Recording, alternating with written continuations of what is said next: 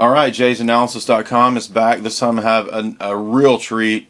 Researchers that I've relied on quite a bit for when I was writing my thesis and just in my personal study.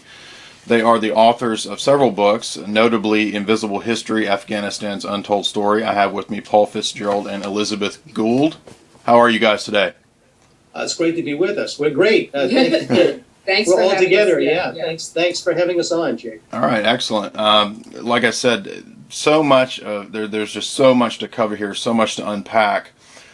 When you read the writings of, say, Zbigniew Brzezinski, somebody like that, if you look at Grand Chessboard, he'll speak of Afghanistan, he'll speak of it being the gateway to the east, to Eurasia.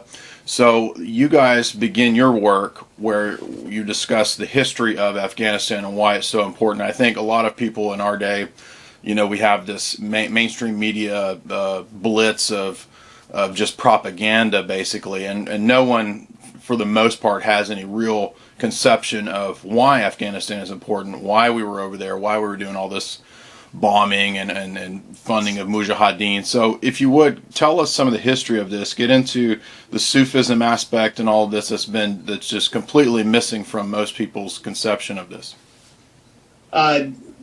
Afghanistan, contrary to what you're going to learn from the mainstream media, Afghanistan was the home of a very mystical Sufi religion, Sufi Islam.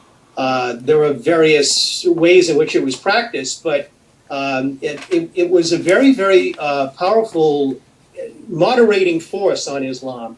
Extremely different. The opposite of what you would get in Saudi Arabia or Wahhabism, that sort of thing. Right. Was not referred to as political Islam. But what we've seen since, at least since the 1920s, is what's referred to as political Islam. And that was really a reactionary concept, political concept to British and French colonialism in the Middle East, which was resented. These people religious leaders came forward and said, the Europeans are taking our land away from us. They're taking the oil out of the ground. They're controlling our cities. They're controlling our populations, controlling our culture. So we have to come back with something. So that was the origin of political Islam. But bit by bit, as those forces, as the Wahhabists in Saudi Arabia, the House of Saud, were taken over by the British Empire and used as a tool to control other Arab populations, which they have done very successfully. And the British were extremely clever colonialists and imperialists. Yes, right. All the way back to, say, Harry St. John Philby, these different characters like T.E. Lawrence that were involved in choosing and selecting out the House of Saud to sort of be the proxies of the British at that time, correct? Exactly. That's exactly what they did. But there was something about the Afghans that the British had never really experienced in the region before, and we do feel that their religious and the history of the Afghan people going back thousands of years, the Pashtuns and Pashtunwali, the code that they lived by, was a reflection of a very different quality that emerged out of that region and was expressed through the Afghan people. So when the British came into the region, they really had a problem with the Afghan people. They never were really able to completely colonize them in the way in which they were used to. And in fact, many Afghans to this day would tell you that the assault on Afghanistan through what happened, through the 1980s into the 1990s, and of course even with America, really in its root was somehow connected to the British ultimately wanting to finally colonize Afghanistan. Yeah. Right. Go ahead. No, I was just going to add the fact that the Afghans got caught up in the kind of German, Russian, British competition for South Central Asia. And you can trace the British involvement in that part of the world, of course, back to 1600 and Queen Elizabeth I and the creation of the East India Company. Right. And that was when the British went into India and started competing with the Dutch and with their own trading companies. And so that really began this kind of I think the term mystical imperialism. It really did get mystical when they got into these areas. in South Central Asia, in India, into Afghanistan. And around about 1838, 1839, the East India Company had expanded its control over India right up to the edge of the Hindu Kush. If you look at a map, all that area east of the Hindu Kush to the Indus River, that used to be Afghanistan, right down to the Arabian Sea. I mean, that was all very fertile farmland. It was very productive. It was Afghanistan's, Kabul's access to the sea, to the Mideast, to India was the largest trading partner. And what happened was the East India Company simply came in and seized all that territory and made Afghanistan a landlocked place. So that had happened quite a while ago. That had happened a couple of 100 years ago. So then finally, the East India Company directors decided that they were just going to take Kabul, and so they marched in pretty much on their own. They basically didn't inform London of all the details of what they were up to when they went in, and it was turned out to be an absolute disaster. They occupied Kabul for a couple of years, and then finally had that famous retreat from Kabul in the snow, and in which only one individual, I think there were 14 or 15,000 soldiers and camp followers who left Kabul during that time period. But there were little things that happened during then which gave you a kind of hint of what was to come, foreshadowed what was to come. Well, if I might interject, as I understand, there's this esoteric hermetic tradition that long has existed in London, and we see this in figures like John Dee, people like that, where you have this idea that the British Empire is sort of the Edmund Spencer as well, and the Fairy Queen. The British Empire is the continuation of the ancient God-ordained civilizations of the past, like Rome or Greece. And so London then takes on this mantle, this succession, and there's a new mythology that's created where now there's this British version of manifest destiny that London is destined to rule the world. And so you have that expansionism, but it's based on an esoteric idea that world Freemasonry headed in London would adopt as well, that there's some special focus to this region. So I think it's really fascinating that the Roshaniya that you mentioned Ansari and these different 14th, 15th, 16th century figures, their esoteric ideas would find resonance with thinkers in the UK, and so we think about Rudyard Kipling, or we think about the novel Kim. There's why is it that this region is viewed as so important? Is it? And I think you guys argue forcefully that it's not just a strategic and trading locale. It is that with trade, with heroin, opium, things like that, as well as being the gate to the east, and in terms of the great game, hedging off any Russian expansionism. So, but what is it in your mind that is mystical about this region, if you will? Well, I really believe, it's an ancient spiritual center. There are a lot of the, you've probably read some of the Russian mystics, late 19th century Russian mystics like Soloviev. Mm-hmm. They believe that, Soloviev believed that the Garden of Eden was centered, the original Garden of Eden was centered in this area, in northern Afghanistan, in the Pamirs, in the minor Pamirs.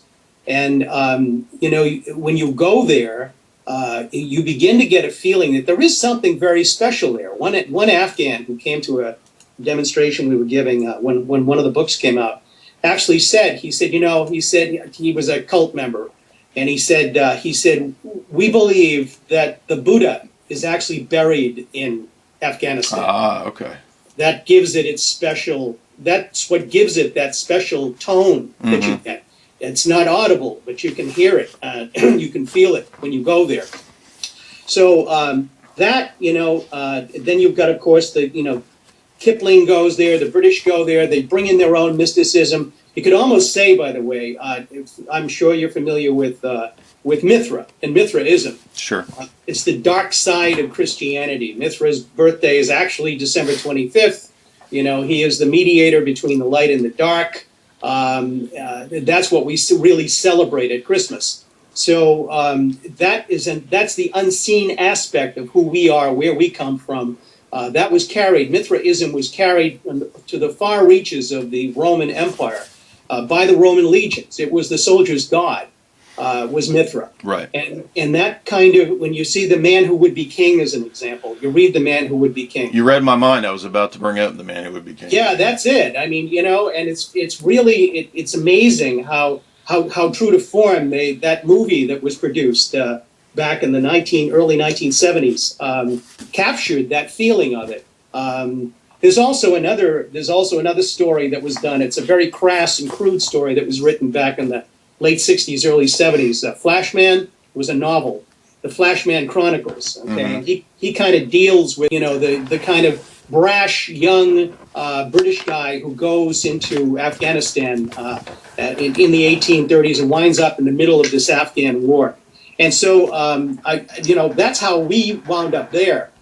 I had a job. I had worked on a political campaign in 1976, and then wound up getting a talk show in Boston, of all places, at the Christian Broadcasting Network. They had just opened up an affiliate here as their non-sectarian broadcaster.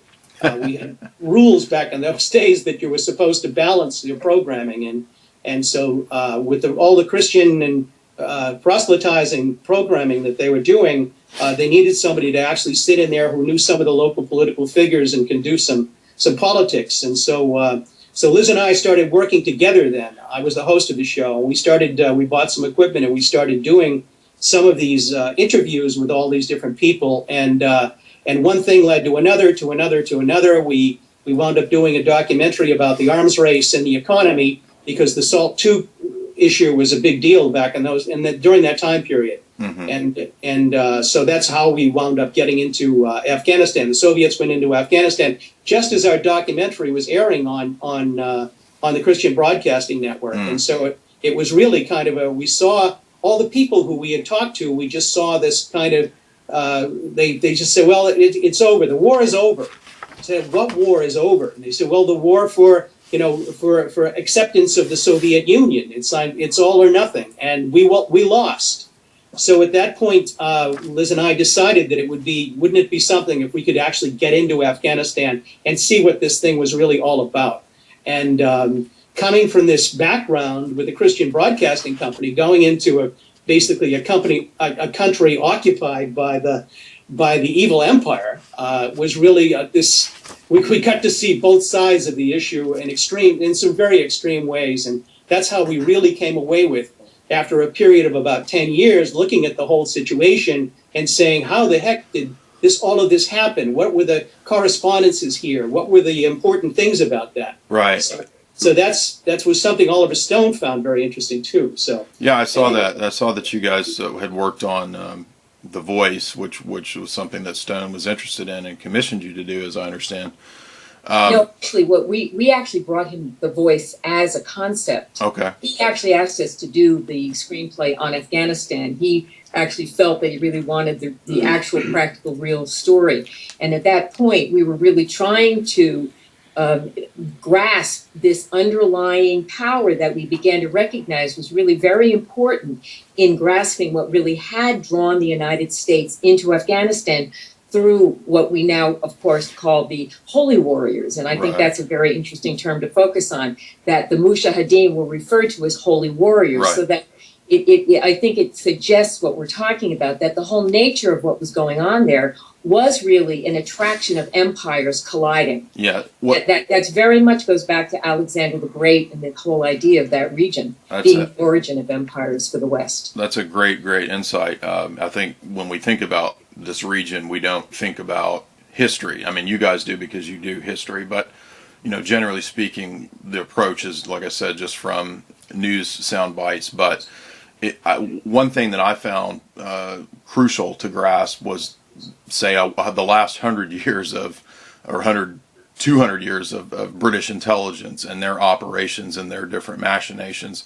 And so, if you would, give us maybe a little primer on the Great Game. I've written quite a few articles on this, but I think you guys could summarize it in a much better fashion than I could. So, we've moved up to the late 1800s with Russia being interested in the region of Afghanistan, and this is what sparks the Great Game.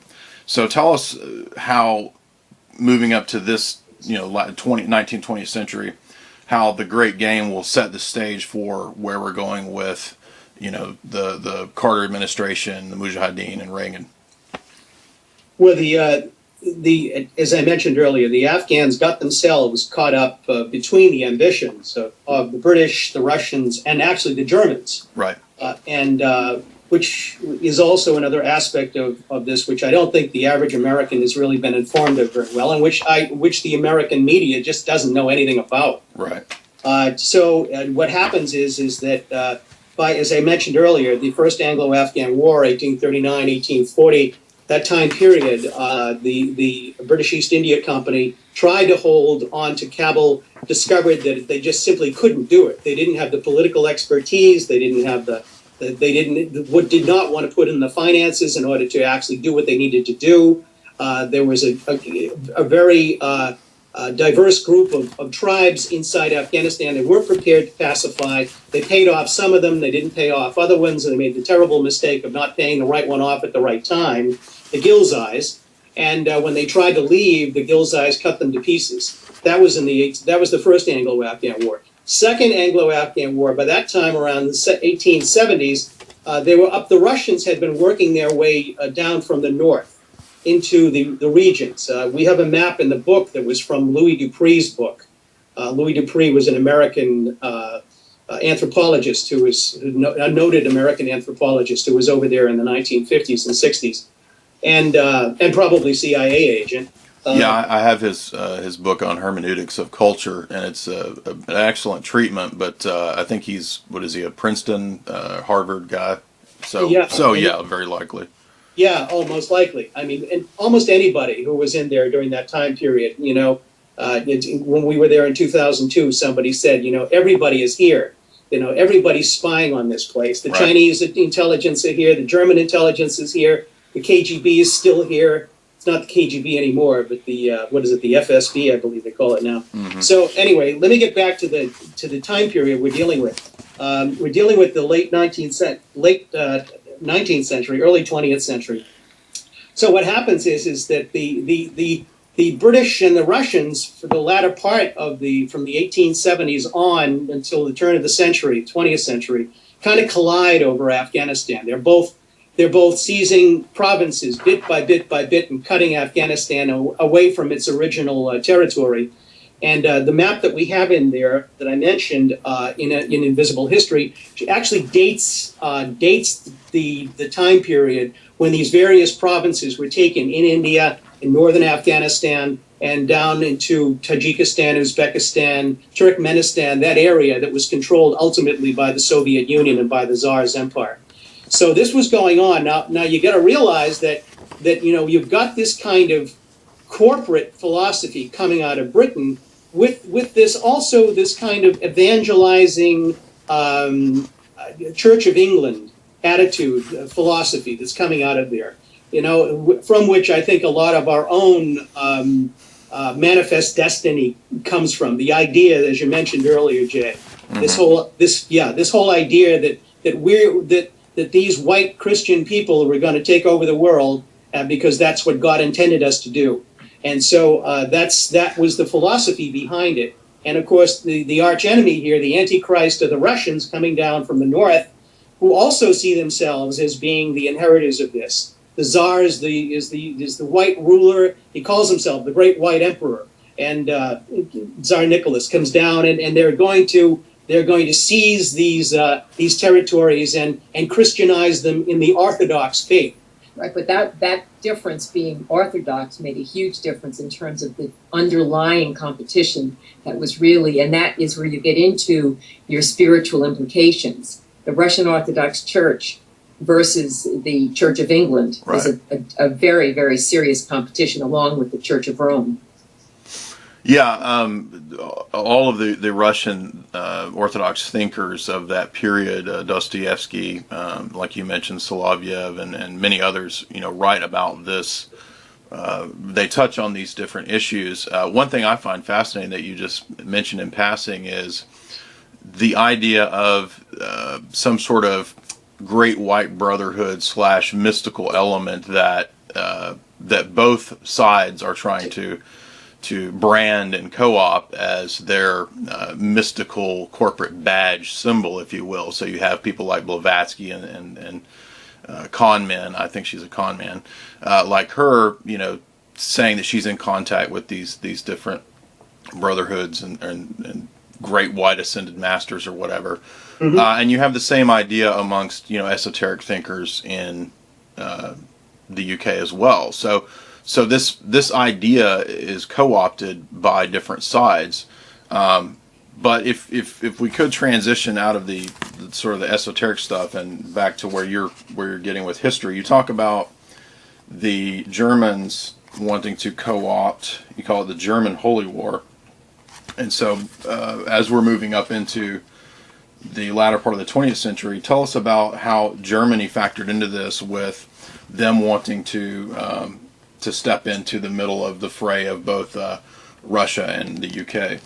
Yeah, well, that's where it gets really interesting, and that's where there's also a mystical element to that as well, because you've got this guy Karl Haushofer, who is a German geopolitician who picks up on the work of Alfred Mackinder, the originator of the concept of these geopolitical theories, that whoever rules the heartland rules the world, basically, who controls it. And then in order to get into Eurasia, you've got to go through certain venues. You've got to go through Eastern Europe, and you've got to go through Afghanistan in order to get to the heartland, which is what the objective of controlling the planet is all about. Right. So, talk about a mystical idea. Controlling the planet. Gee, I think I'll do that. How am I going to do that? So Haushofer gets involved. He spends a lot of time in Japan. He talks to Hitler about what the objectives are of doing this. And the Germans become very friendly with the Afghan leadership, with the king and his brothers, the people who are actually running Afghanistan for the king, and so and his uncles.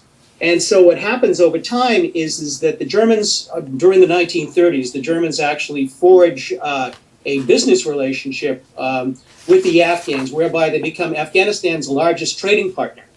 And the Afghan foreign minister spends a lot of time in Berlin trying to convince the Germans that they really need to come in and occupy Afghanistan. And on what happened at the beginning of World War I, when there was the Kaiser had a plan to actually invade India and stop India.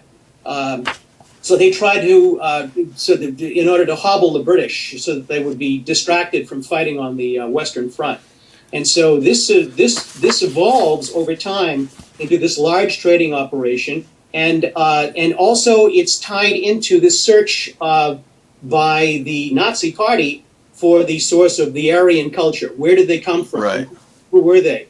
So it's very interesting too, because it turns out that when we got a phone call one day in 2009, 2010, and it was from Dr. Bashir Zakaria, who was the king's physician, King Zahir Shah of Afghanistan's physician. And his father had been that foreign minister who'd spent a lot of time in Afghanistan, who'd spent a lot of time in Berlin in the 1930s. And so he said, you really you hit on it. You hit on the combination of what was going on during that time period perfectly. He said that the Germans were looking for this connection to the Aryan homeland. He said, my father sat there and he told, he had a meeting with Ribbentrop, and he told him, we are the Aryans you're looking for. And so, yeah, so he says, he tells Hitler, Ribbentrop tells Hitler says, I got to talk to this guy. So this man's father goes in, Zakaria goes in, and he says, Hitler says, how do you know you're the Aryans? He says, because, he said, there was a tribe of Afghans who lived up in the mountains. They were all young. And he said, they went to the elders, the tribal elders, and they said, we don't have enough room to move around. We want to grow. We don't have enough pasture land. We need to go down into the valleys and establish an area. And so they went down, and the name of this group were called the Karman. And this is what he told Hitler. And so he says, so they established a city. It's in Iran today. But they established this city in antiquity and then migrated from there. And they were the Indo-Aryans that migrated into Central Asia and up into that, which eventually became what is today known as Germany, the Germanic tribes. So that was what he believed anyway. There is whether it's true, whether genetically DNA testing is going to reveal it to be true or not, who knows? But at the time in the 1930s, that's all the Aryans in Germany needed to know was that connection. Right. So of course, what happens during World War II is that basically the Afghans are told the Hitler-Stalin Pact was a big problem for the Afghans for the simple reason that they really didn't like the Russians encroaching on them. They was fine with the relationship with Germany, but not with Russia. And so as a result of that, when that broke up and the Germans invaded Russia, then they were told, if you don't kick out the Germans in your country and cut trade with them, then we, Britain and the United States, will occupy Afghanistan.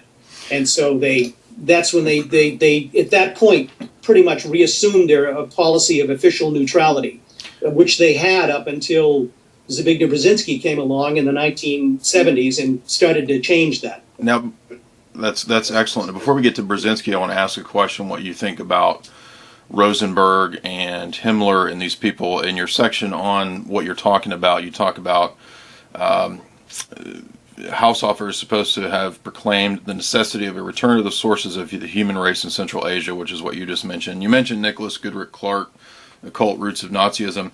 What I'm curious to get your vantage on is whether or not, to what degree do you think those in the Nazi Party really believe this? Because if you look at Rosenberg, what it looks like is that he's crafting, a sort of a syncretistic blending to package an ideology almost in maybe a Platonic sense of the noble lie that the state, the Reich, has to have a mythology that will sell to the people in general. So, in the same way that the mythology of Britain as destined to rule the world, the Nazis are going to be the new Reich, borrowing from all these different ideas, similar ideas for Russia perhaps.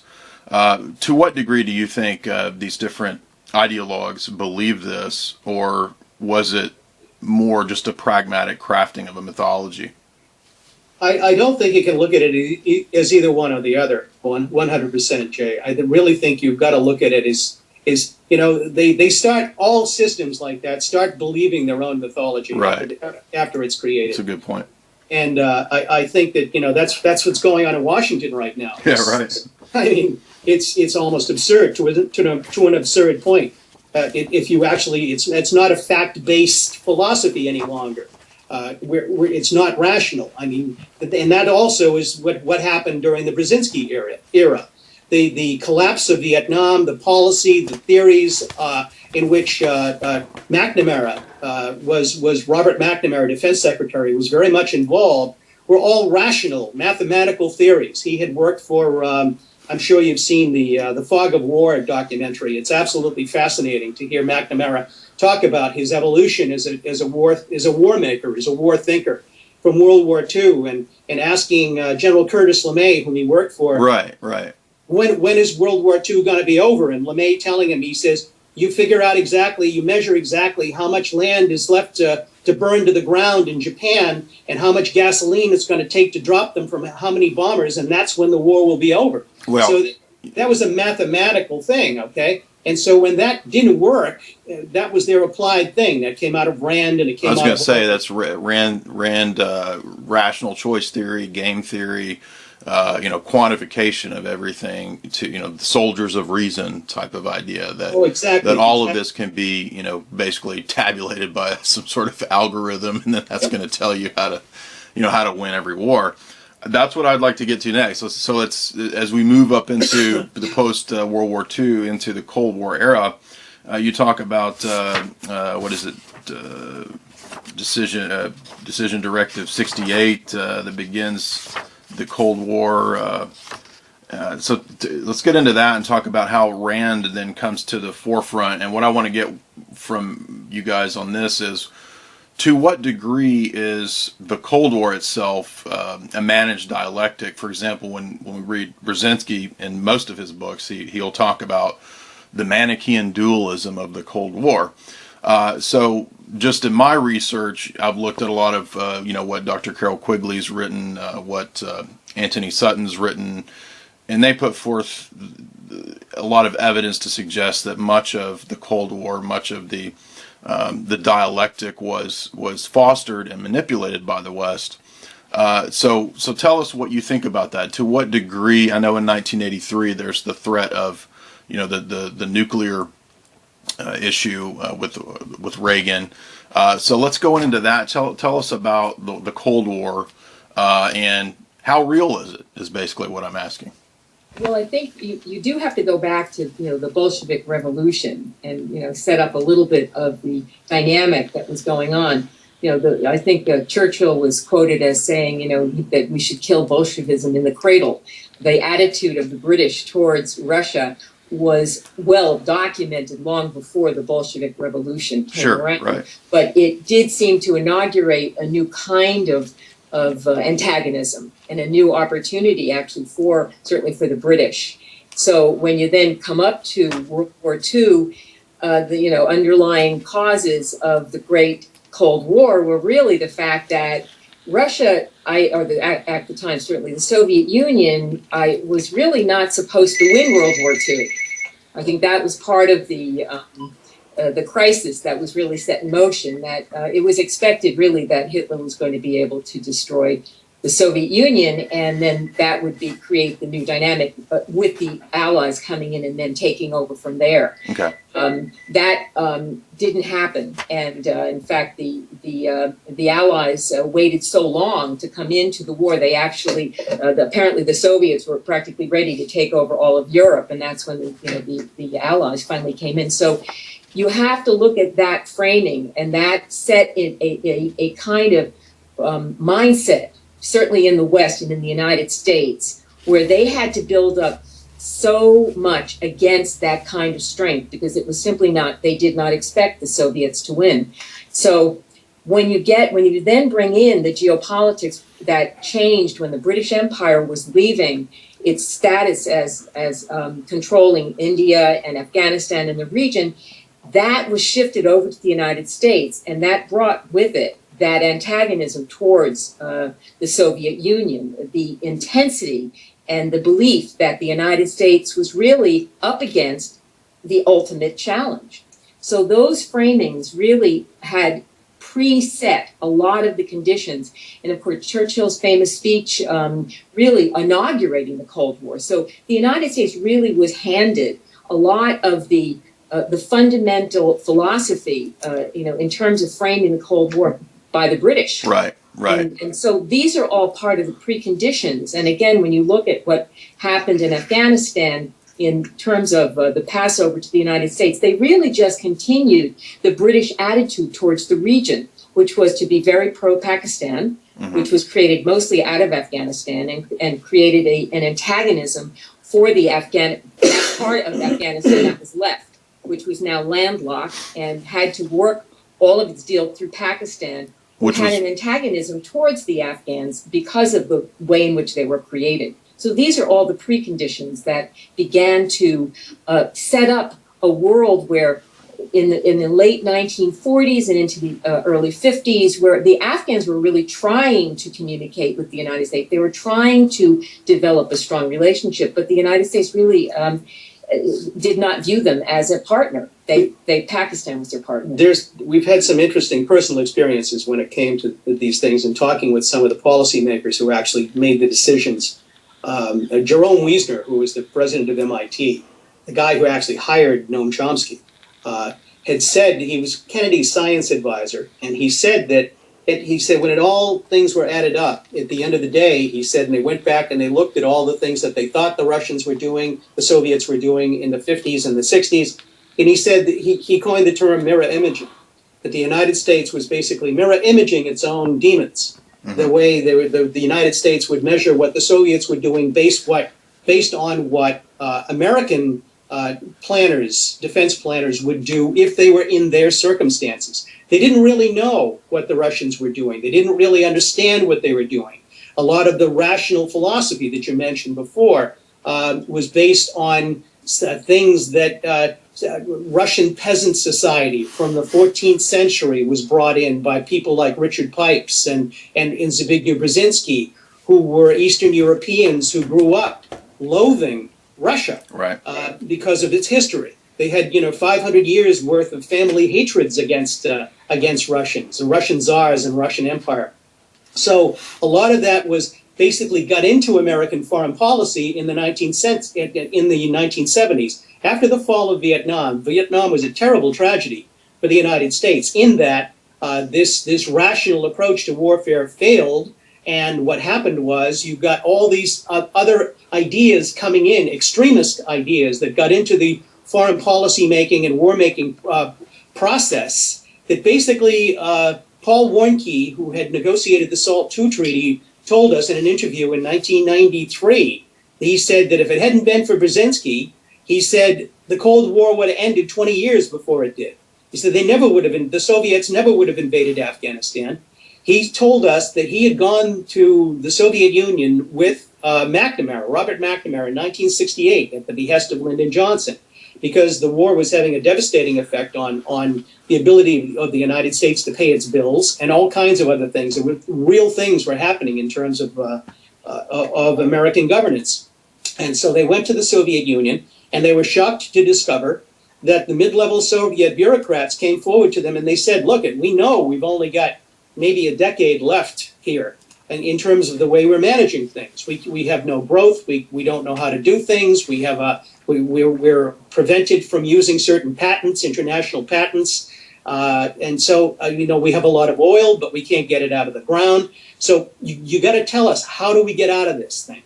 We've got ourselves wrapped up in this competition of arms race with the West, but we don't know how to undo it. And so that was the beginning of détente, actually. That was the formation of détente in 1968. So Nixon, of course, gets elected in 68, carries that in through, and these right-wing guys, these ethnic foreign policy guys from Eastern Europe and Central Europe, don't want that to happen. They want to continue. They want to see the United States victorious. And so at the end of the Vietnam War, there's a lot of people inside the government who want to get even with Russia. And so they kind of get together with them, and that's the formation of what we're looking at. That time period from 1977 until 1979, until December 1979, when the Soviets invade Afghanistan, is a very, very critical period of time. And I would, in terms of the invasion of Afghanistan, I'd call your attention to this one document that you can find online. It's a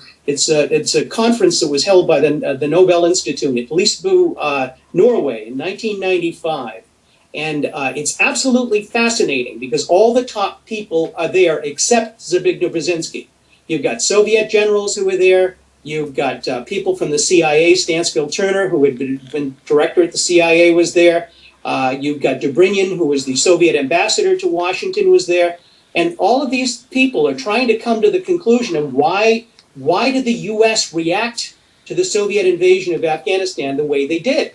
And the fact is that as Paul Warnke told us, it was Brzezinski who did it. Stansfield Turner announces at one point, he says, nobody's talking about it. He says, but the fact is, he said in these 3 days of the conference that we've had so far, he said, Zbig's name comes up every 10 minutes. and he was the hidden influence. He was the hidden hand behind all of this stuff. And on the one hand, Brzezinski is playing it as if this is Carter's greatest threat to peace since the Second World War. Oh, what a surprise it is, and everything else. And on the other hand, in 1998, he comes out and he admits that, yeah, we kind of lured them in there with the intention of sucking them into their own Vietnam. And so, he takes both sides of the issue at the same time, and whichever one comes out, that's the one he claims he talked about. So, as you said about the Germans believing in their own philosophy, all you've got to do is look at Brzezinski's work and Richard Pipes' work in terms of mystical imperialists and for the West, for their own goals. And one of the things too, Jay, that's really kind of interesting is that if you read Brzezinski's grand chessboard, he mentions that if the West loses Ukraine, the fallback position is, guess what? Poland. Yes, I've mentioned yes, that in an article, because what we see in Grand Chessboard would really lay out the overall game plan for what we're seeing today. And he brings it up again in Strategic Vision that he wrote a couple years ago as well. So absolutely. Yes. Yeah. So that's really, so, the way they manage the events in Afghanistan, the things running up to the, covertly harassing the Soviets on their southern border, and when they invade, making it look like they are expanding towards the Persian Gulf, when what they were doing basically was defending their southern border, which Brzezinski had been agitating since early in 1977, when he became the national security advisor to President Carter. No. So once again, you've got a cause and effect relationship, and if you don't happen to tell the audience that you're the cause of the effect, then you get to play with that any way you want. And I could say you could probably, if you use that as a template to measure the Cold War itself, you'd probably be a pretty accurate way of looking at the entire history of the Cold War from beginning to end. So we've got defense intellectuals, thermonuclear Jesuits, neo-Trotskyite expatriates. This makes up the backbone of what would be the RAND Corporation. And what we tend to see in terms of what's put out as public information and policy is that the neoconservative approach is sort of this nihilistic Nietzschean, Leo Straussian war hawk view, whereas the Brzezinski model is more of a covert, subtle proxy war kind of view, but the end goals are essentially the same. So is that accurate, or is there a real difference of approach between the neoconservative and the Brzezinski model? And how does 1978-79 and the creation of Mujahideen fit into this? Well, they were both very, the neoconservatives and Brzezinski. In fact, I asked Paul Warnke that in that interview we did with him. I said, would you classify Brzezinski as a neoconservative? And he said, oh, pretty much so. He said, just a whole heck of a lot smarter. And that's true. Brzezinski is a very, very bright man, very smart man. Right. Well, he's actually capable of literally twisting reality right in front of you, and you will go along with him because he's so facile at being able to twist his version of the narrative into a form that he wants you to see it. And that's actually what he did to President Carter. When in the White House, you had a real tussle going on between Secretary Vance and Zbigniew Brzezinski as his national security advisor in terms of how to approach the Soviet Union. And this would have been from the get-go. This was, right at the beginning of the Carter administration, long, long before the Soviet invasion of Afghanistan. And so the idea that Brzezinski really brought in effectively the Team B agenda and literally activated it, that the Soviet Union was definitely going to invade a country nearby, and it was going to become very aggressive and do all these things. And it was as if he actually came in to this office and began to utilize the imperial power of the presidency through the way he framed the narrative to President Carter, who then had Secretary Vance trying to get him to consider going in the direction of the SALT negotiations and détente, which was actually being pushed primarily because the United States at that point, our economy had been so devastated by the Vietnam War that we really actually needed the reinvestment in the infrastructure. And basically, we're talking now mainstream economy. The military economy had basically been getting a lot of extra resources. That was the point. It was mainstream economy that needed the reinvestment. And that was the whole push for SALT and negotiating with Soviets to transfer the military budget over to the mainstream economy. That didn't happen because of the Soviet invasion of Afghanistan. So you can see the way that these events it led to a single event, but most people today, when they look back at that time period, would only notice the Soviet invasion, that's when the story begins. Just like 9/11 is when Afghanistan became a place that Americans knew about. Right. Now, they didn't have any idea in 1979.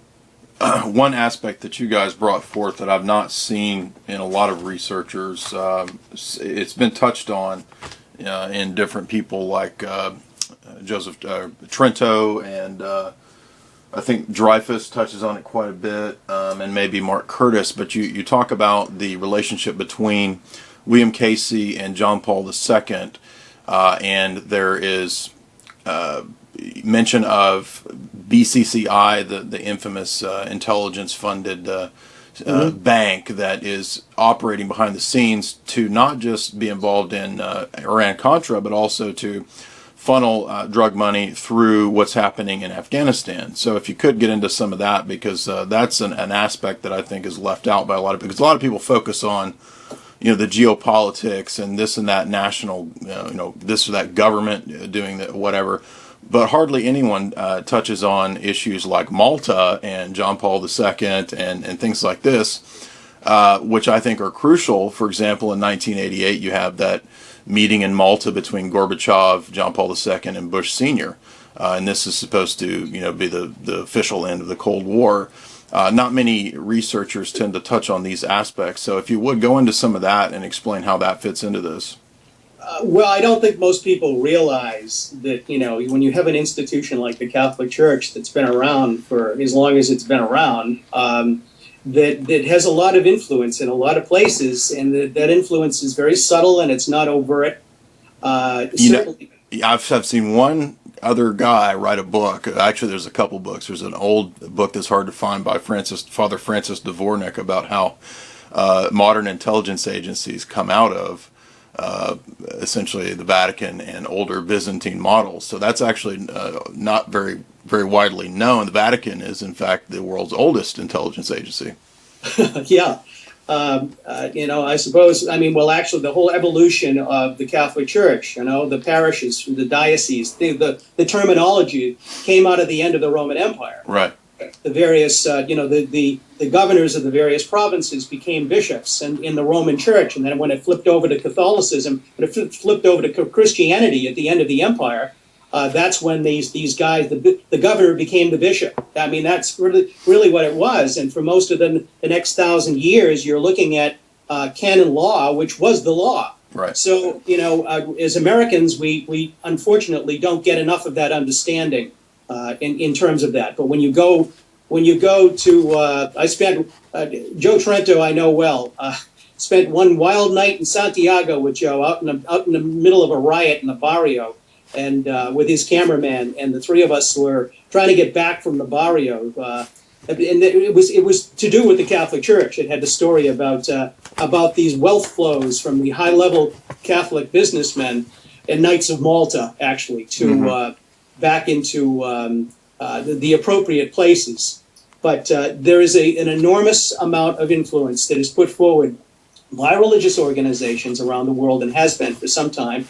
The Catholic Church has been involved. I believe William Donovan was a Catholic when he first started out.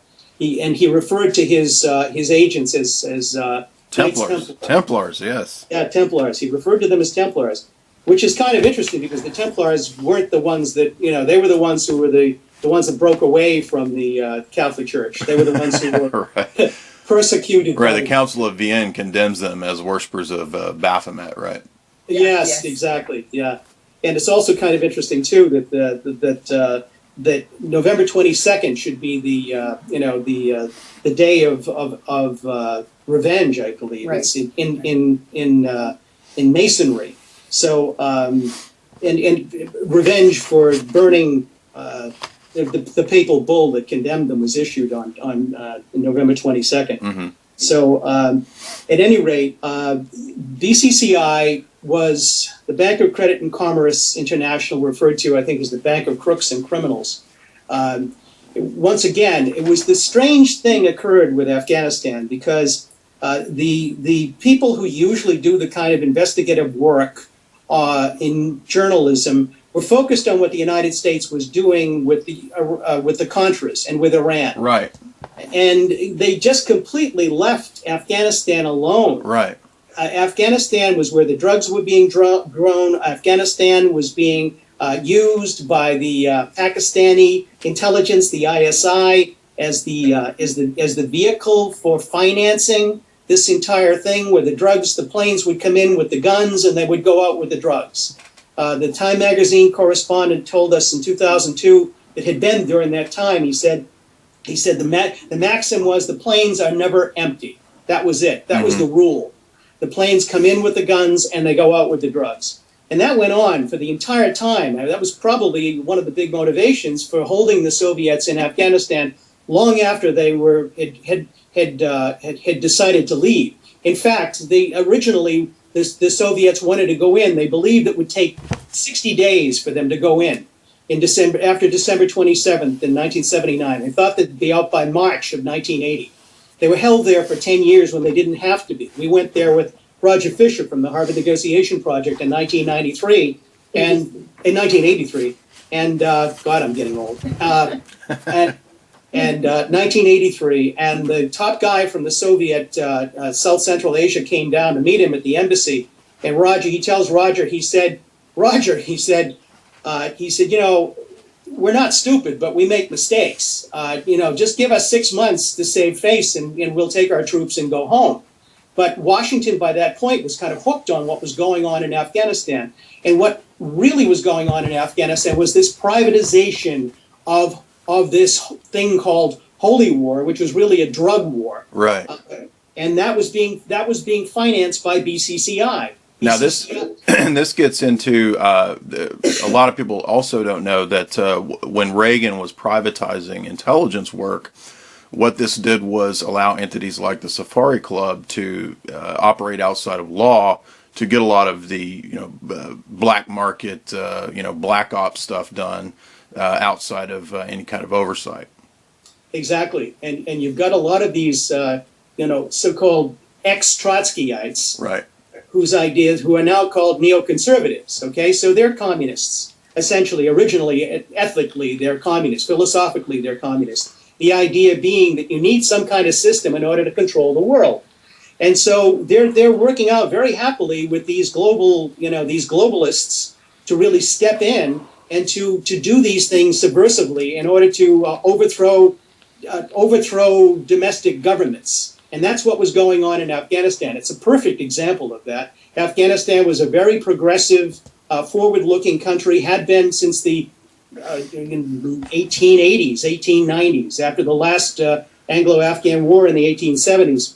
Now, I'm sorry to interrupt, but it makes me think of Miles Copeland in his book Game of Nations. He talks about an older CIA plan, 40s, 50s era, where they were pro-Arab nationalism, and so you would have support for Ba'athist Party, support for, if I recall, Assad's father, and then what you describe with Afghanistan, or in your book on Afghanistan, this is another piece of the puzzle in terms of the transition away from Arab nationalism to this, I guess what Dreyfus calls the arc of Islam, or the political Islam that you're talking about, this radicalized. So is it correct that there's a switch of policy from this more secular nationalism to this radicalism? Yes, there certainly is, and that's exactly when Brzezinski comes in. Okay. It's during that time period, okay, which is another reason why Afghanistan is so important, and that's the U.S. ambassador Adolph Duggs was sent there by Cyrus Vance in order to maintain that policy of basically moderate, trying to maintain a moderate Afghan government, and in support of a moderate Afghan government, basically. And so that's when the so-called radical Marxists in 1978 took over, Hafizullah Amin and Nur Ahmed Taraki. Now, Amin had been educated in the United States. He'd been to Columbia. He'd been picked by... He became a Marxist. He became a Marxist in the United States. Okay? Right. How that happens, I suppose it's possible, but, threading a camel through a needle's eye, anything's possible. But he becomes a Marxist. He goes back in the early 1960s, back to Afghanistan, and he basically becomes the dynamo behind this People's Democratic Party, which is referred to as a Marxist party. Is this the Kalk party that you mentioned? There's two factions. There's two main factions. There's a Kalk. Yeah, he's a Kalki. He is a Kalk member. But there's also the Parsham faction. And there too, the Parsham factions got more kind of like middle class, upper class Afghans, people who own businesses. They're the educated intelligentsia. Mm-hmm. The Kalk are kind of like the working class farm people from. They're either the American ambassador earlier on in the 1960s referred to the Kalk as a Maoist faction. So they're more Chinese oriented. Okay. Coming from the Soviet Union's perspective, the so-called Communist Party of Afghanistan wasn't a communist party at all. And they considered Hafizullah Amin to be a bourgeois opportunist and a very nasty one at that. So what happens is that in 1978, the United States sends over a new ambassador to try to maintain this old policy. In the meantime, Zbigniew Brzezinski is working this other policy covertly. And he's doing it with the help of the Pakistanis, he's doing it with the help of the Chinese, whom he's cultivating, and he's doing it with the Chinese intelligence, and he's doing it with the help of Saudi intelligence, with whom he's working very closely. And so they're working to destabilize Afghanistan. The American ambassador is going in to try to calm things down. And so what happens is that at one point, now this is also brought up at the Lisabu conference, which is never ever mentioned, 1995, it's mentioned. Let's see, what is it? February of 1979, Iran is falling, the Shah is out of business. The United States' policy towards that whole region is in crisis, and the American ambassador is kidnapped by a group called the Satem-i-Melli, who are a Maoist faction, a Maoist nationalist Tajik faction. The name of the group means against national oppression. They don't want to be oppressed by the Pashtuns, by the Pashtun majority. And so in the shootout that ensues, the U.S. ambassador is killed. And from that moment on, Brzezinski blames this guy, Hafizullah Amin, who was educated in the United States. And basically, I'm assuming that the fact is that Hafizullah Amin took money from the CIA. Right. It was well known that he was on the CIA payroll. He was even raised as an issue by the Russians that he had taken money from the CIA and was seen with CIA officials on numerous occasions. And he simply said, "Oh, they give me money, but I'm just conning them into thinking that I'm working for them." So that kind of thing. So the U.S. ambassador is killed. Brzezinski uses that as an opportunity to lambast the Soviets, and that the Soviets are responsible for the death of the ambassador because they don't want the Americans having any influence in Afghanistan whatsoever. And from that moment on, the policy in terms of Washington, in terms of Cyrus Vance, this is in February 1979. It goes downhill from there. And so it wasn't until after the effect that Brzezinski looked back in 1980, after the Soviets had invaded, and said, "Oh, I guess Hafizullah Amin wasn't really a bad guy after all. He was just trying to hold his country together. He was just a moderate Afghan trying to continue on with the policies that he was being encouraged by the American ambassador." So, as I said, once again, Brzezinski's on both sides of the issue on these things, but that was the moment right there. If you want to look at any moment that was pivotal in terms of the United States actually supporting a moderate Afghan government. They wanted to know, before Dubs went over to Afghanistan in the summer of 1978, he wanted to know specifically whether he could work with this guy Amin or not, whether he could maintain the moderate policy of supporting the United States, supporting a moderate Afghan government. So, yeah, exactly. That's what the CIA and that's what the State Department was trying to do until Brzezinski got involved as National Security Advisor and started changing the directives without necessarily the knowledge of the Secretary of State, Cyrus Vance. So he was undermining Cyrus Vance's activities all at the same time. So he was going in one direction with American policy, and Vance and the State Department were going in the other.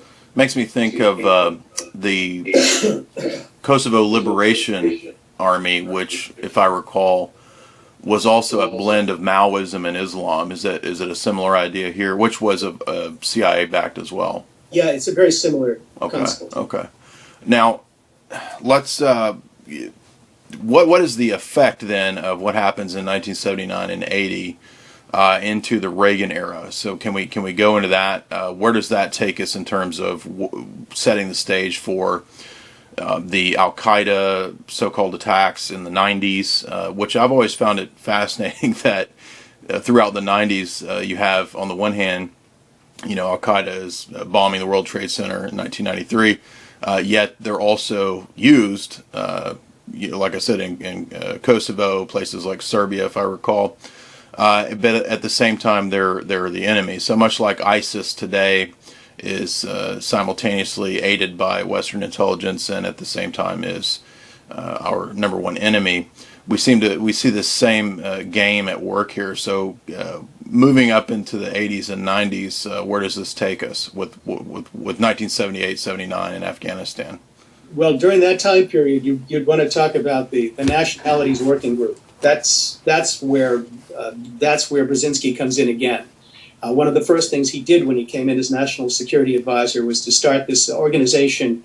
It was a multi-agency organization called the Nationalities Working Group. It had members from State Department, it had people from the Defense Department, it had people from the CIA, and the Nationalities Working Group was based on the philosophy that Richard Pipes was talking about at Harvard, as well as Brzezinski himself. He worked on it in the 1950s and 60s, that you had all of these different nationalities inside of the Soviet Union that Brzezinski believed had been forced together by the Tsar over a period of 300 years and were capitalized on by the Soviets when they took over after the Bolshevik Revolution, but that these people were yearning to breathe free.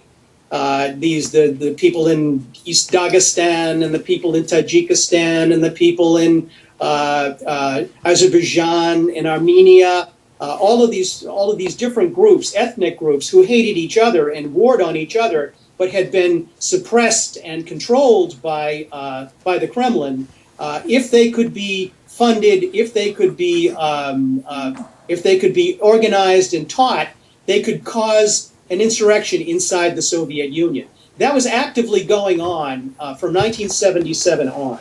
But you also have to consider, first of all, in 1983, when we brought Roger Fisher to Afghanistan, we basically confirmed that there really was an opportunity to negotiate the Soviets out of Afghanistan. And what we discovered when we came back with that news, when we did the Nightline, ABC Nightline, and also the whole political system really made it clear they did not want the Soviets out of Afghanistan.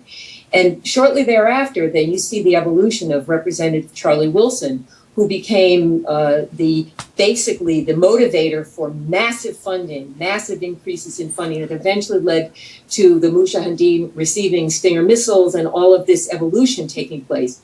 But there's another factor, too, that really played into the eventual crisis of what we call Al-Qaeda and the evolution of Al-Qaeda.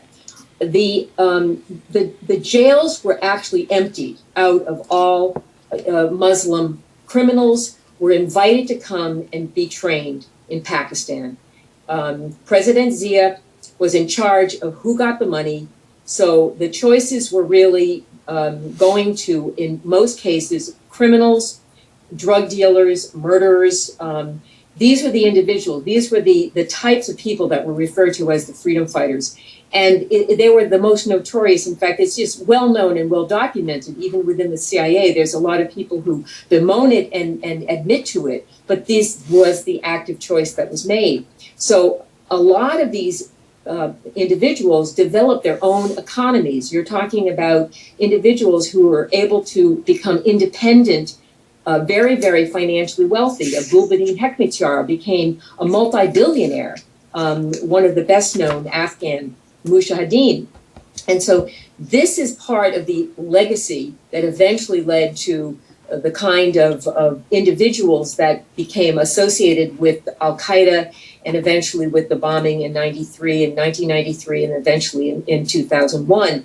So, but this evolution that happened was never really understood that the choices that were being made was all based on a fraud to begin with. That right. the very idea, and that, I think that is part of what took over, though, the narrative just takes over. And that's where, and then Charlie Wilson became Charlie Wilson's War, and that became the framing that Hollywood chose. Right. And then everyone looks at that as sort of the basic story of Afghanistan. Well, Charlie Wilson's War is actually the propaganda story, because we actually realized that when we came back in 83 with the proof that the Soviets could be negotiated out, and there was no interest in doing that, what we realized was that instead of trying to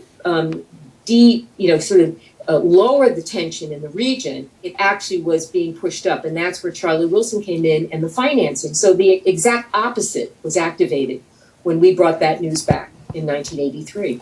And of course, the same thing had happened in the 1990s with the Taliban. Right.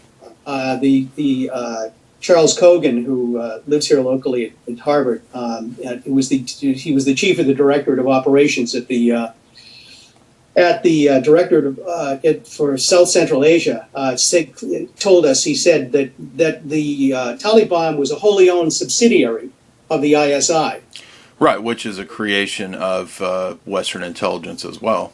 Exactly. So so these are the processes. So the thing is that in the American media, you don't get any of this. You don't get any of the background. You don't get any of the stuff that's going on behind the scenes on the play. All you get is what's presented to you on the stage that's already been prescribed and pre-written for you. Right. And so how do you make a political decision as to what candidate to vote for when you don't know anything about what's been going on behind the scenes? And that is the Brzezinski himself a few years ago. I'm sure you probably saw this conference that he had, where he talked about, he was addressing one of the major organizations around the world, financial organizations, and he said he was concerned that there was a global awakening going on. People were actually very political and were actually waking up to the fact that they're being conned.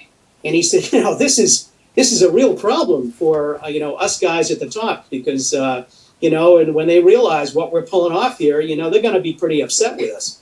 And I think that is really what's happening. People are now seeing Americans were always on the upside of the things that were being done around the globe, whether it was in Afghanistan or whether it was in South America, whether it was in Eastern Europe. And we always we had the best living standard in the world. We had the best highways. We had the technology. We had all that good stuff. You got to go to college. You got to the next generation, got to have a better life than the last generation. Well, that's not the case anymore. Where our own people are now being treated the way they've been treated by the East India Company in India for the last 400 years, and this has political ramifications that are very far-reaching.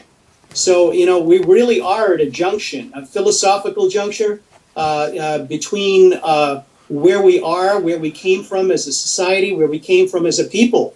Why our ancestors came here and decided to make America the place that they wanted to raise their families. All of these issues are really looming right now. And You touch on an interesting another point that is missed oftentimes, although Dreyfus did have an excellent chapter discussing the importation of free market principles into these regions that would actually give rise to a lot of black market drug running and the explosion of the opium heroin trade, as you mentioned, and that Reagan era idea of the free market answer to everything, as if that's the catch-all god of the market that can solve everything, is an important factor in the how the destabilization and the restructuring of these countries comes about. Could you touch on some of that? Well, what's going on? I mean, the idea is that the corporations were allowed to go into these countries basically, right, and put a tin pot dictator in place, and then who would then allow the American corporations to take out the oil and the minerals and the wheat or whatever it was that was there to utilize. Well, we've reached a whole different stage of that right now. It's almost somebody described it as a self-licking ice cream cone. I mean, they set up the conditions whereby they need to go in and take these places over. Exactly. And then go in and do it. And it's almost like a machine is doing it at this point.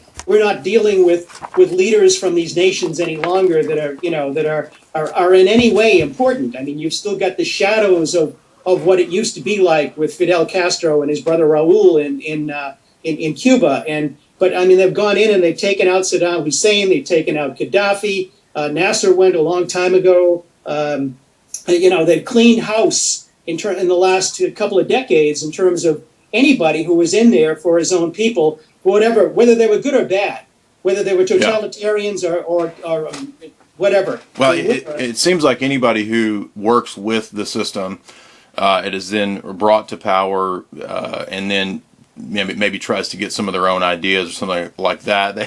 They have an expiration date. So once they expire, they become like rotten milk. They need to be taken out and replaced by a new guy. And if you, especially as I'm sure you know, if you read the histories of British intelligence and the way that they've always worked, this model that you're talking about is an older British model. You mentioned, this corporate plan is essentially the older East India Company way of doing things, and it's not any different now. I think that's what's fascinating. So it strikes me as just history repeating itself, is that it's the same model, it's the same plan, just recycled over and over. Yeah, it is. It is an amazing wealth extraction program, right? That is really believed by the people that adhere to it as a religion. It is the religion of the market.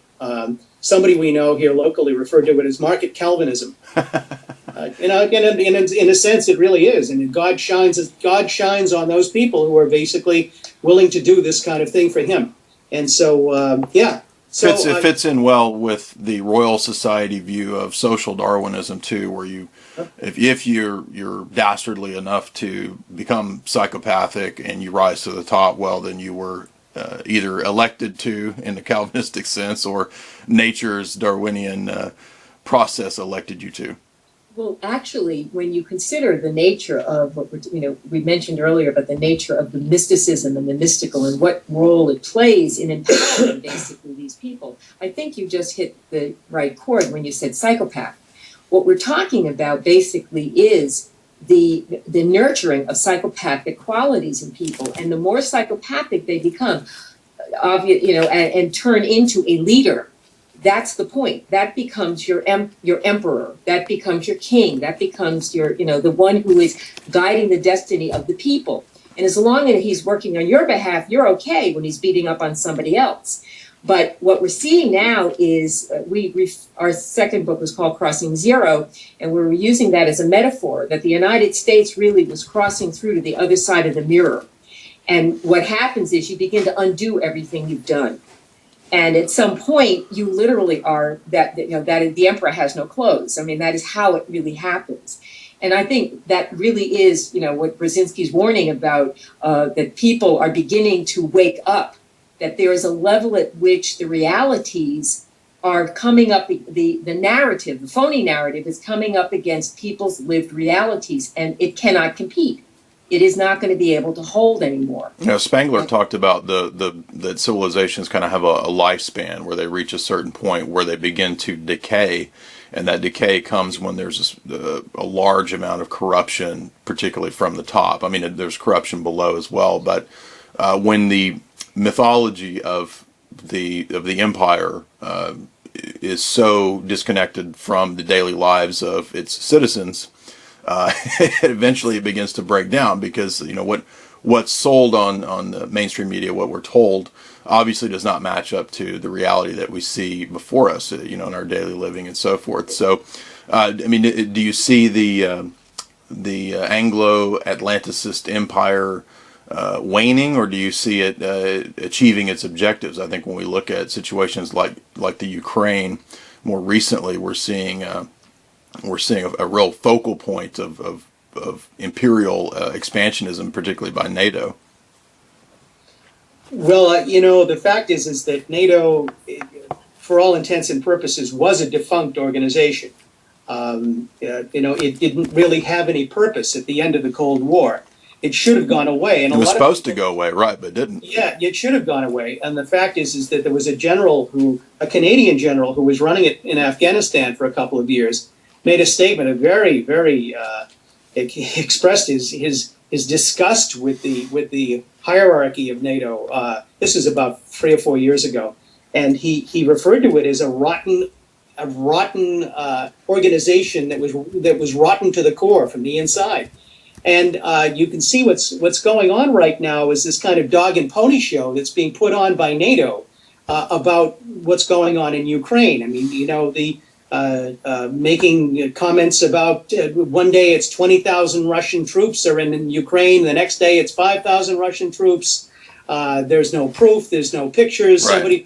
Somebody from Kiev posts a picture of a Russian tank on Facebook and says, "Oh, there they are." And there's a YouTube video now. Foreign policy, I guess, is supposed to be directed by YouTube videos. Yes, exactly.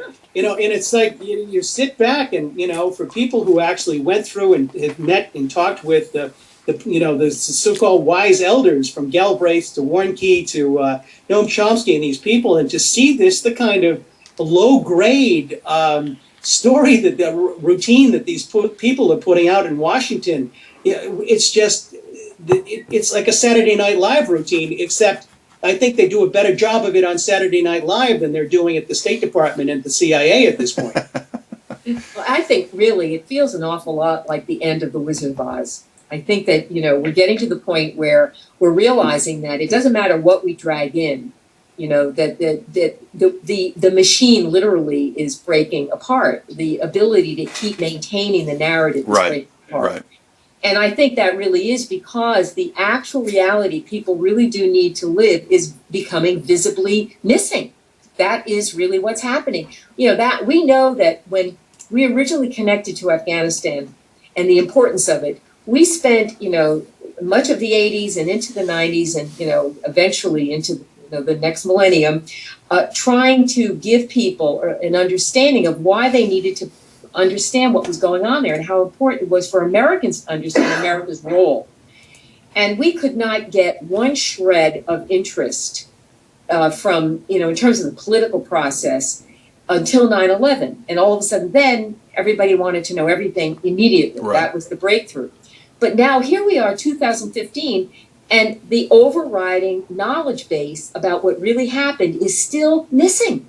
It's still not in the history books. It's not being talked about in mainstream media at all. And now what we have, and when you then begin to look at the corruption of the Iraq War intelligence and what's going on with the Ukraine intelligence, so you see that the breakdown of the ability of this, the intelligence community to actually put out information that is credible has completely broken down at this point. Well, it's just a big lie factory. It's all propaganda. I mean, when I did my undergrad, I was 1 or 2 classes away from a double major in philosophy and history, and I don't think in any of my history classes, which was, a lot of them, probably 15 of them, I don't think we ever talked about Afghanistan. And that was right around the time of, 2002, 3, 4, right after 9/11. So here we are right after 9/11, and I don't recall Afghanistan being mentioned once in all these, decent, for the most part, history classes. So people have no idea that that this is a significant arena. In fact, I don't think it was until I started reading a lot of this stuff, in my college era, 2003, 2004. I didn't know anything about the black market drug trade and the rise of opium after 2001, especially.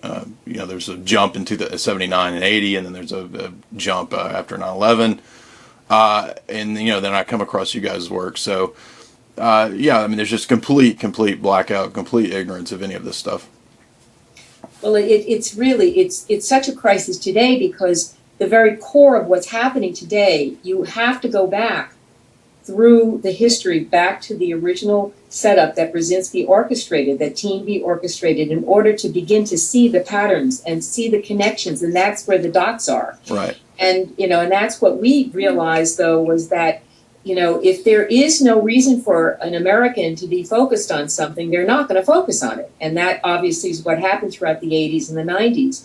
And as the evidence did begin to pile up that something was wrong, it's still taking a very long time to really, fit all these pieces together, because the narrative has been corrupted for so long that it's so far removed from the reality of what's been happening that people really are just not prepared to take in the totality of what they think this, this experience has been about. I mean, America's been deindustrialized. Right. That process has been going on since the 1960s, at least. Which was all a CFR plan, which was stated. Oh yeah, I mean, I suppose you could even say it started in the 1950s because, during the Korean War, the American manufacturers didn't want to manufacture the Jeeps and the tanks and the trucks that were needed, so they handed it over to the Japanese, and they said, Toyota or whatnot, and they said, this will give them a chance to recover their economy, recoup their economy, so they got paid to make the American equipment that was necessary for the Korean War. So they were tied into our military-industrial complex from almost the very beginning at the end of World War II. So, and that's kind of what's happening with this NATO business right now as well.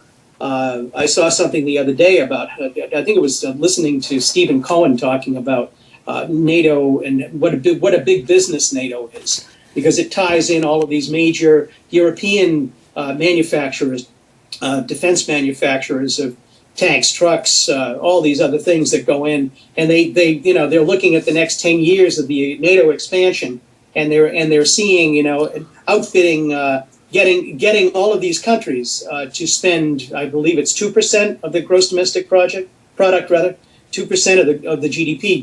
Germany has been notoriously lax in terms of the amount of money they contribute to NATO. It's like 1.3 or 1.2% of their GDP, and they're the biggest, most powerful nation, which is really kind of an indication of what they really think of NATO, right, and how necessary it is. And so they're really, I remember Donald Rumsfeld, during the Bush administration, early in the 2002, 2003, he had a campaign to get the NATO countries to spend more money on NATO. But the problem is that they couldn't give any reason for it. So once again, like Afghanistan, they are creating now the reasons for supporting these organizations that really shouldn't even be in business anymore, like NATO, like the Warsaw Pact. They should have gone the way of the Warsaw Pact. And so they're recreating it. And you listen to Brzezinski when he does an interview or talks in public, and he talks about how this time period right now is exactly like it was in Poland in 1937, 1938. And instead of it being Hitler, it's Putin, and he just keeps making these comparisons to that time period. And I think that this is the foreign policy establishment that we have that has been imbued throughout all the think tanks now. There used to be left-wing think tanks, there used to be middle-of-the-road think tanks, and right-wing think tanks, and the whole idea, the whole philosophy has been moved so far to the right. Well, now we're dealing with something else, though. The neocons are not just right. There's obviously conservative and right-wing. This is far more than just conservative and right-wing. This clearly is, I think, what your word, psychopathic, I think is the word I would. Well, yeah, there's the neoconservative approach really seems to be nihilistic and Nietzschean, yes, in the sense of, beyond morals, beyond any kind of, it's sort of the ultimate pragmatism, the ultimate will to power. There's no, at that level of geopolitics, there is no real, morality doesn't figure into it. It's just pure power politics. But there's also a quality that I think is important to remember, though. When you're talking about that level of power, you really are talking about mystical power. And that, as you know, that's part of what we've come to have a sense about, in trying to figure out what really was the motivation to create this nightmare for right, this country, Afghanistan, and taking an individual like Brzezinski, who really can be tracked, as an individual going back to the 50s, really, who had an agenda, who had a desire to change the history, to change, the map of Europe, and eventually got the chance, and we're now living with his personal imperialism. Well, it's astounding when you look at 1972, 73 books on technocracy that he wrote, where he's talking about exotic weaponry of electromagnetic frequencies and weather weapons, which he mentions in that book. He talks about how in the future the age is coming where people will no longer even recall the news of 2 weeks prior. the media will do all their thinking for them. All this stuff is in Brzezinski, Right. 40 years ago. Go ahead. Yeah, well, weather weapons too. By the way, weather weapons are actually, the restrictions on weather weapons are written into treaties that were made 30 years ago. Right, the UN has a international treaty, right? So, But I would say that, again, in terms of the nature of individuals like Brzezinski who are able to step into the use of this imperial power, the real power comes from the mystical itself. It is their intense belief in the righteousness of what they're doing. Right. And the definition that we finally found for mystical imperialism went back to Cecil Rhodes and his belief that he was carrying this Christian white man's vision to Africa and to the world, and he believed in it passionately, and it was all part of this. This is where I think that Lawrence of Arabia, I think, referred to it as daydream believers. These are men, specifically in his time, certainly, and I guess there could be a few queens involved, who basically they are using the power of the dream in daytime. And he referred to them as very dangerous men. And I think that would be, I believe, that's what Brzezinski represents. And we saw what happened when he got access to the imperial power and what he was willing to do with it, which included phenomenal manipulation, lies, and deception that he was actually quite proud of. Well, let's get into more of that with your research on the voice. You talk about the 1,000-year conspiracy. So tell us about this and how this relates to all the more mundane geopolitical aspects. Let's get into more of this esoteric stuff with the 1,000-year conspiracy. well, as we started to do this work for Oliver Stone, to try to, the motivation, what motivated us to do this? I mean, how do you sit down and write a story like this with all the crazy connections that are involved with getting to this understanding? I mean, what motivates you to do that? So that just started us thinking, and I started, thinking about the nature of this whole process, and we started looking into the background of my own family, which the Fitzgerald family is a long history. Fitz is Anglo-Norman for son of Gerald, and so. I was always told that the family went back to, had come to Ireland with a guy named Strongbow, the Earl of Pembroke, and in 1169. Okay, he's part of an invasion, and so the more research I did, it turned out that there was a lot of research available on the Fitzgerald family. There was a prelate who had been a tutor to King John, King Henry's son, John, and in the 12th century. And he had written a book about the invasion of Ireland in 1170. And so we began to look at some of the nature of this. Now, you got to realize that during that time period, the concept of warfare, the concept of mysticism was all one and the same. Right. As I mentioned earlier, the whole idea of canon law being. The law was, there was no secular law. The law was the church law. And so it was all encompassing. Your daily life was involved with your church, your marriage, your family. All of it was a part of this whole mystical expression of life on earth. And only a very few people, the upper nobility, had any control over anything. And you just basically did what you were told. And you lived out your life in this kind of either as a soldier or as a prelate or as a farmer. And so you didn't have a lot of choices.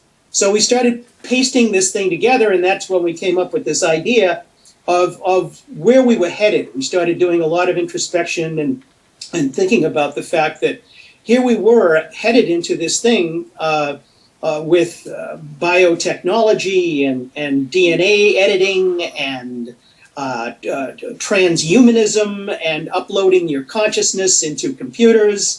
And all of these things, which were just beginning to be talked about in the early 1990s. Mm-hmm. And so we started to say, well, these things are real.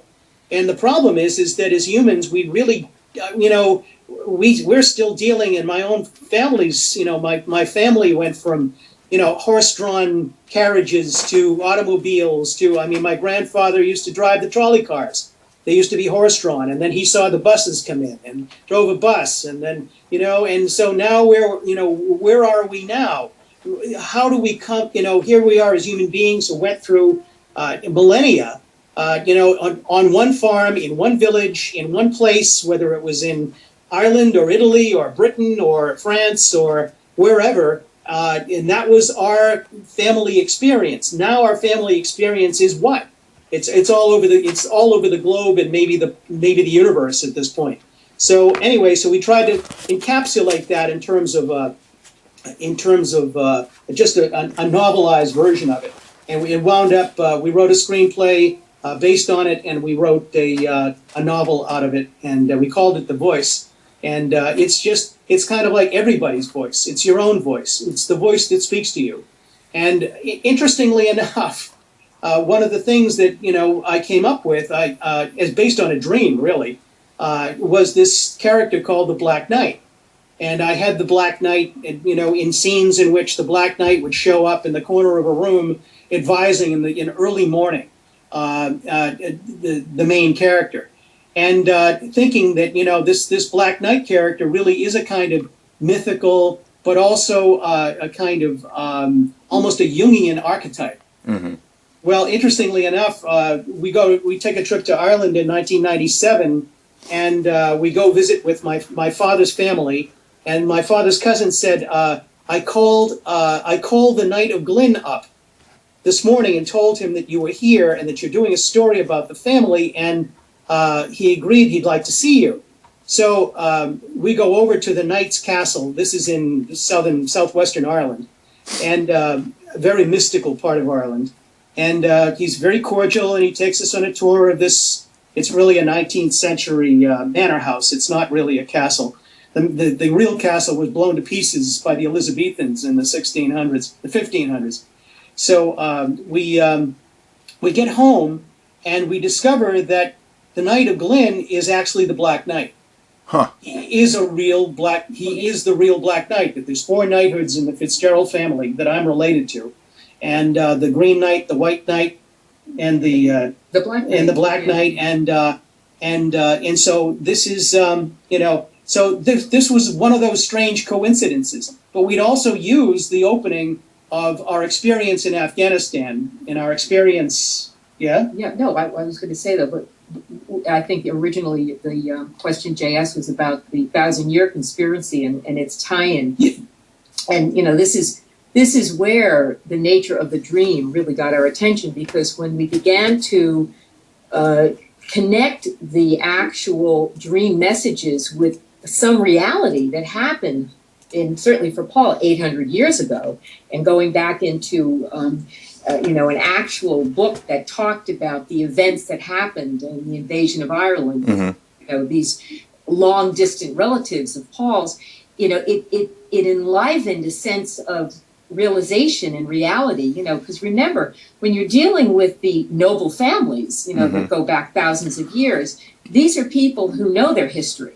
They keep a very tight record on it. Most Burke's period, don't have that. Paul is unique that way because in his case, his family actually still has an actual history that you can go back and track.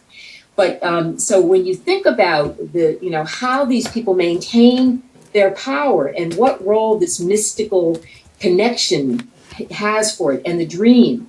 See, and the more seriously you approach this as real power, and the more you open up to the idea that it really is an actual engagement, and that there is some biological relationship you have to the reason you're dreaming a certain dream, or a certain synchronicity comes your way that intersects with you, that there really is some power involved in these exchanges. Well, genetic memories, that's a real phenomena. So I wouldn't be surprised, absolutely.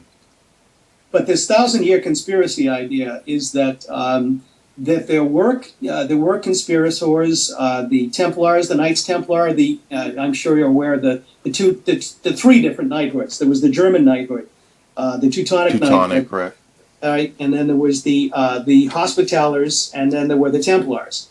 And the Hospitallers eventually, when the Templars were crushed by the Pope, that's when the Hospitallers took over. Right. Right, and that's when they evolved into the Knights of Malta. Mm-hmm. When they got kicked out of the Holy Land, they had to go and they took refuge in Malta and set up there. And so that is if you want to call it the 1,000-year conspiracy, this whole idea of European families getting together for the purpose of going to the Middle East and controlling the Middle East. And of course, 1,000 years ago, the draw wasn't it certainly wasn't oil or the resources.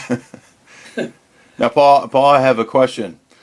I descend from Clan Maxwell and Clan Scott, and my castle is Caerlaverock Castle, which is in Scotland. So I want you to pull some of your nobility strings and get the queen to give me my castle back, because I keep saying this and I don't think she's going to give it to me. Yeah, we just watched what was it? We watched Outlander. Have you seen that story? It's on one of the networks. We just got it out of the library. It's about a story about a woman who is transported back 200 years to 1749, and from right after World War II. She's a nurse, and she winds up in Scotland, and she winds up meeting.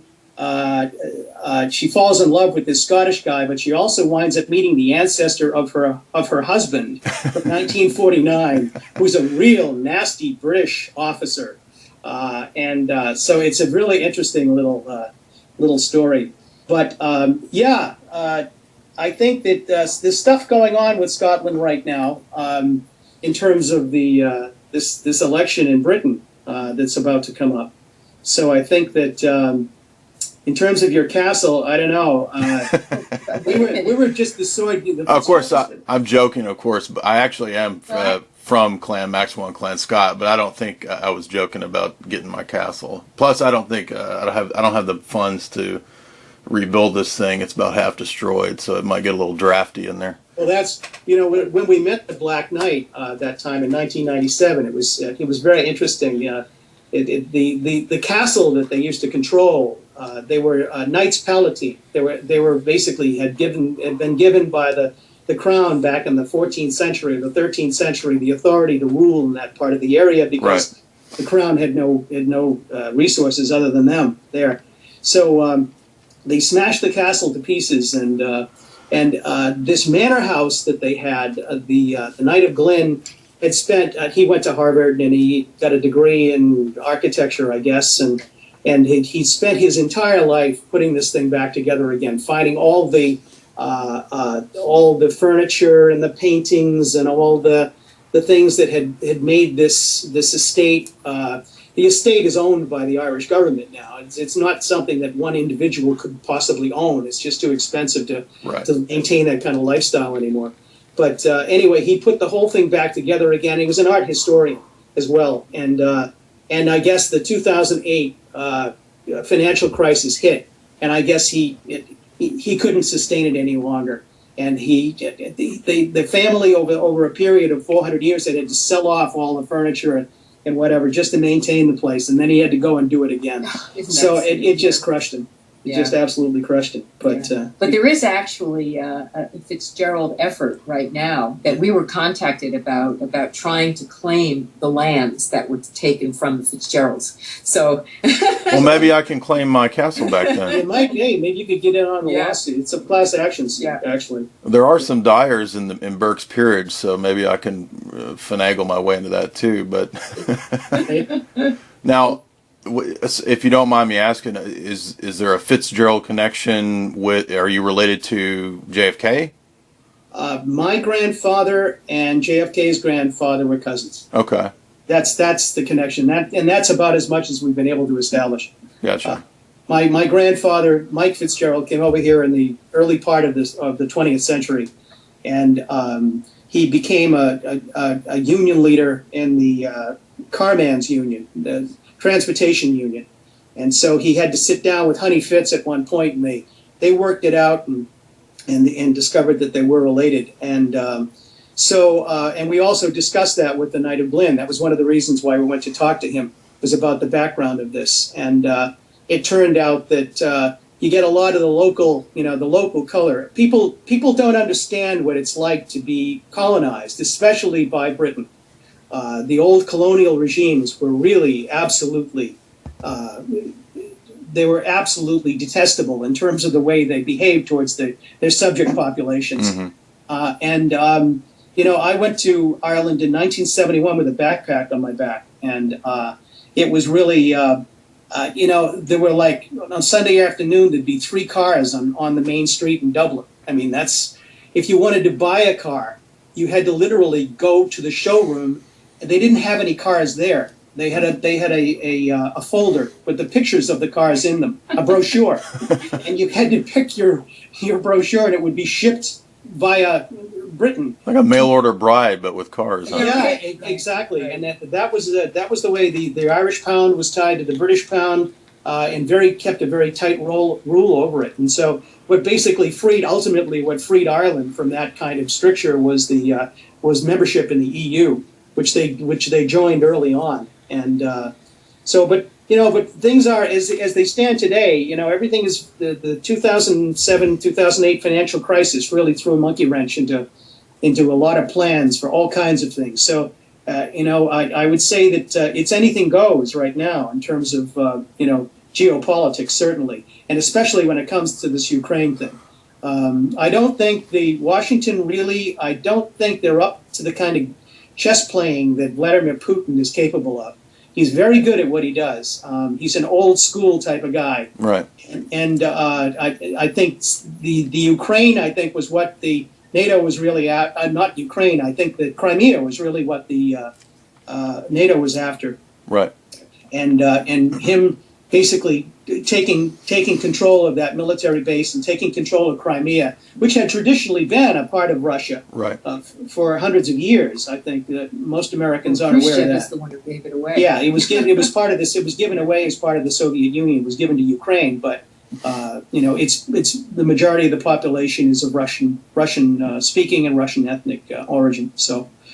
How this ends is anybody's guess, but from what I understand, we're in a pre-war era right now. We're in pre-World War III era, and we're going to see a much wider war develop out of this because that's what the people who make wars want. Well, unless the kind of groundswell, I think that can come up from the human level. I mean, and again, I go back to Brzezinski's warning, to the elites and the rulers of this world, who I think, and I really want to emphasize this. I think the term psychopath is really important to take in. That in order to lead this world, it seems you have to have a psychopathic quality, and it's clearly a very scary realization that. That we've come to this place where how can we put anybody in a position to have to lead us out of this thing who has to be psychopathic in order to lead us out of it? So we seem to need some very new paradigm, some very new way of viewing the problem itself. And that really is why we ended up leaving the geopolitical story of Afghanistan and going into this other way of looking at our own experience, and began to realize that there really was a whole other sensibility and a whole other way of approaching the motivational process that was not dualistic, which I think is really the crisis we're in now. We're so completely dualistic. Yeah, I write. We always focus on the other being evil, ultimately. Exactly. Right. Yeah, I have quite a few articles on dialectics in my philosophical career. I focused quite a bit on the history of dialectics, all the way back to ancient Greece and up into Hegel and Marxism and so forth. So we're still living in that basic mode of thinking and that binary, good guy, bad guy, black, white perspective. So absolutely. But also the leadership is particularly addicted to using the dialectic. Right. To basically continue to try to control, obviously, the populations of the world, which I think that's really where we're struggling. And it's very effective. It goes all the way back to, ancient civilizations, it's tribal. It's where the good, xenophobia, the bad guys are coming. Yeah. Right. It's true. But I think, though, that everything has an evolution. And I think that we are more evolved than our leadership is. And I think that's part of the problem. They think they can keep approaching us as if we're 5 years old. And we all know about the parent who keeps looking at their adult children as if they're still children. It's offensive. So the feeling you get is that they're just not, there's no maturing in the leadership level of what we're living in. And that's why I think, the level of maturity has to come from the ground, because I don't think it's going to come from the leadership. But I actually do think in a way that, that's why we're talking to you. That's why we're out there trying to bring another way of viewing the experience that we had, in another way that does go beyond the dualistic nature of what we experienced. Yeah, that Manichaean perspective that Brzezinski mentions so many times in his works.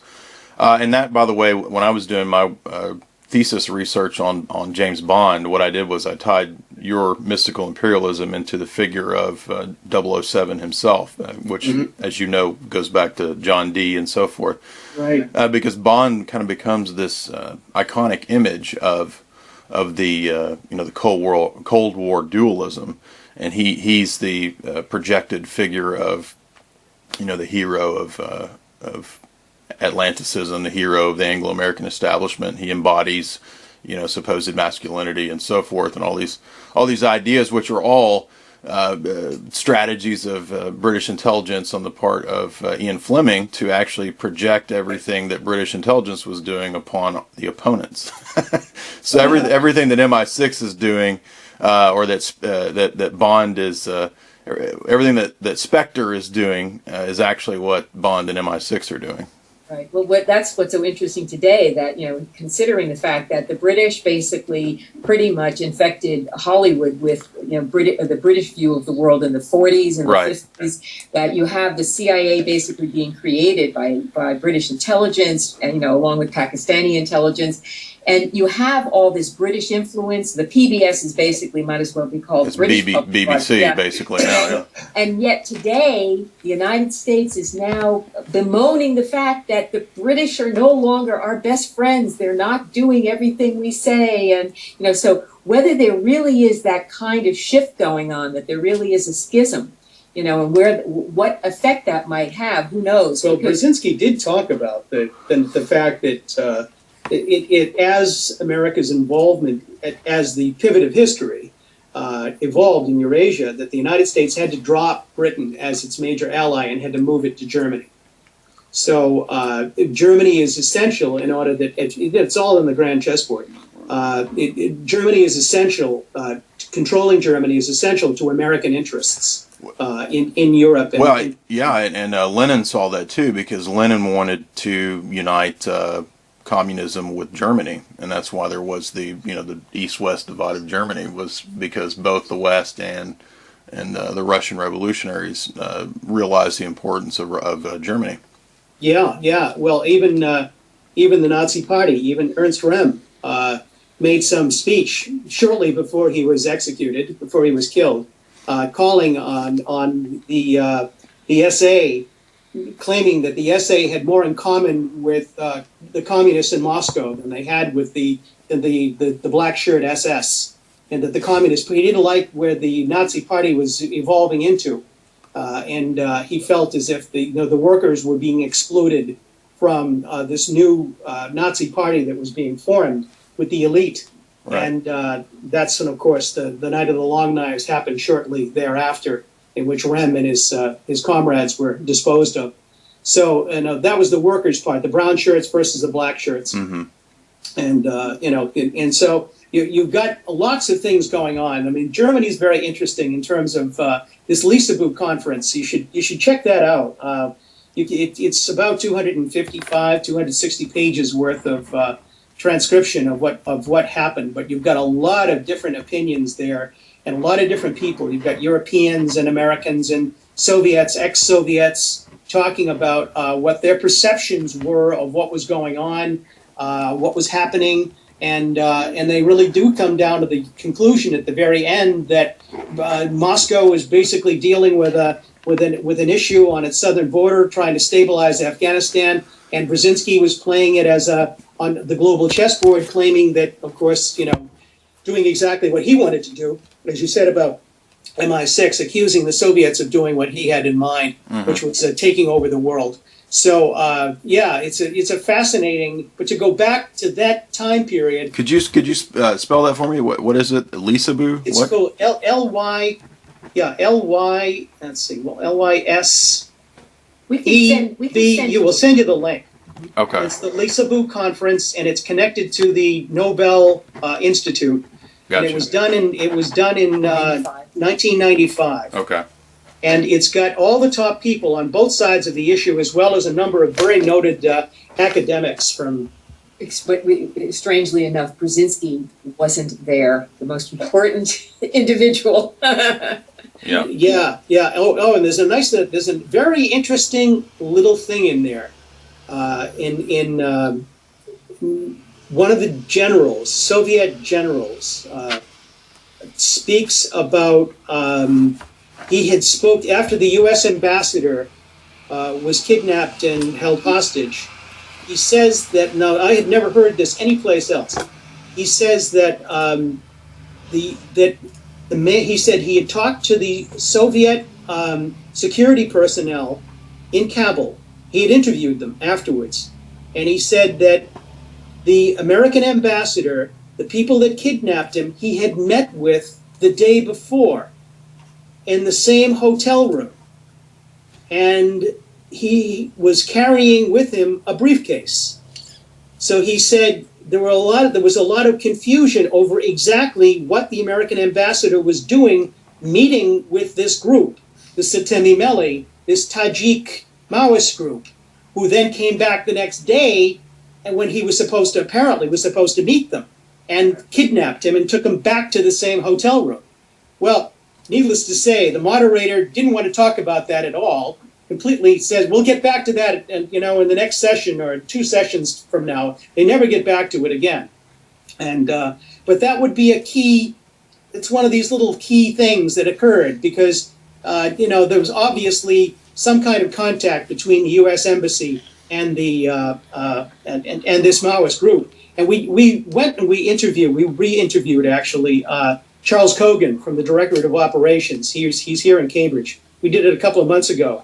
And we asked him, I read him the quote from the Lisa Boo conference, and I said, what was this all about? Did the U.S. have a relationship, the secret relationship with the Maoists in Kabul, and it went wrong, and they kidnapped him? Was that the reason why?